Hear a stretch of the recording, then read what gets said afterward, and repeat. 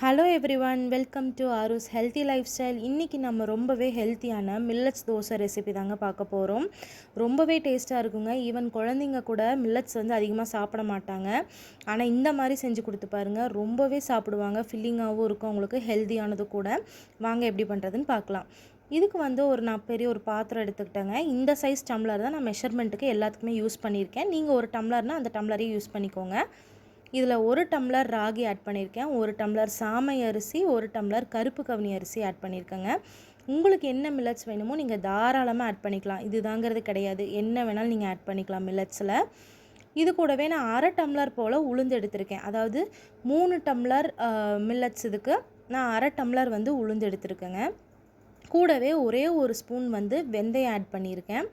அவ்வளோதாங்க. இந்த பொருள் எல்லாத்தையுமே ஒன்றா சேர்த்து மிக்ஸ் பண்ணிவிட்டு தண்ணி ஊற்றி நல்லா 2 டைம் வந்து கழுவி எடுத்துக்கோங்க. ஏன்னா அழுக்கு இருக்கும், அதனால் 2 டைம் நல்லா கழுவி எடுத்து நான் நைட்டு தாங்க இந்த வேலையை பண்ணேன். எனக்கு நைட்டு தான் ஞாபகம் வந்தது. சரி, நான் முதலே பண்ணலான்ட்டு இருந்தேன், பட் டைம் இல்லை. ஸோ இன்றைக்கி பண்ணிடலான்னு பண்ணிட்டேன்.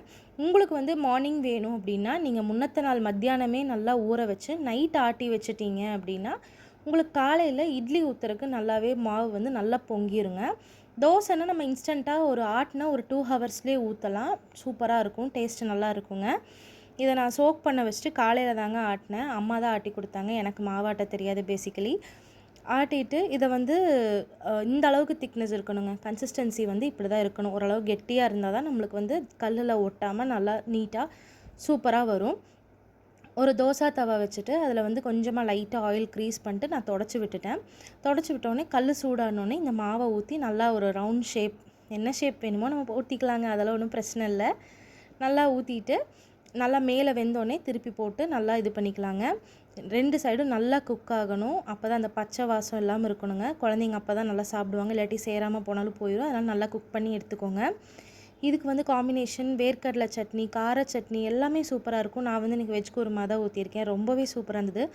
கண்டிப்பாக ட்ரை பண்ணி பாருங்கள். வீட்டில் ட்ரை பண்ணி பார்த்துட்டு பெரியவங்கள்லேருந்து குழந்தைங்களுக்கு எல்லாத்துக்குமே கொடுங்க. ரொம்பவே சூப்பராக இருக்குதுன்னு சொல்லுவாங்க.